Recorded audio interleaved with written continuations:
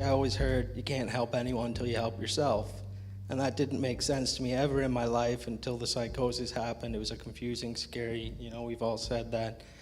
And I got lucky to be with First Step Early Psychosis Program, and they had different groups. And once a week I'd go to a group, a Monday night peer support group. And I met people there that, made me not feel alone. We all had similar experiences, and I started going to that pretty regular, and then other groups like the hiking and the fitness and the cooking, and that's how I became a peer mentor volunteer. I didn't know that was even a position. Purpose and meaning, that's what I was lacking before I got here, right? My life was, I feel like I was like a pinball in a machine, just kind of like going wherever I ended up, and having this kind of meaningful work, something that I'm really passionate about. It's a pretty amazing, it's different, it feels more like a calling. Meaningful work doesn't necessarily mean a 40-hour-a-week sitting behind a desk work.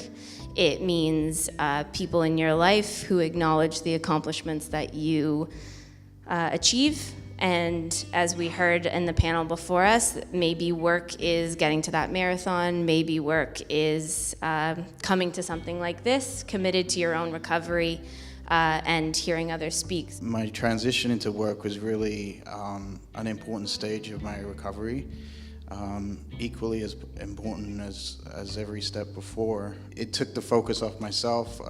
When I was at that stage in recovery, I needed to find something to have purpose, as you said, and having that vocation. Luckily for me, I'm in a field where I get to help people directly from my own experience. One of the biggest things of recovery is being of service, and I think, whether it's paid or unpaid, giving back to your community in whatever way that you can, or your family, or in your work environment is really important. I gain insight about my own recovery through helping people through their own recovery. So that helps me to keep going. It gives me motivation, it gives me drive. And, we've heard the word journey, roller coaster, whatever you want to call it. But we're all on that journey, and, to see someone else through it or help someone else through it, that helps me, and that's what keeps me going. I think as a society, we were just working and working and working and not taking days off.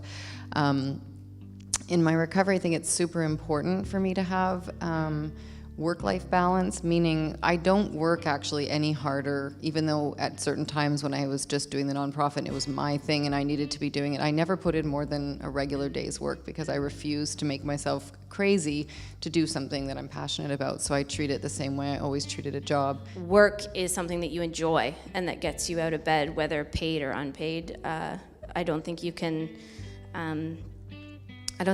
get better if you've got nothing to do all day.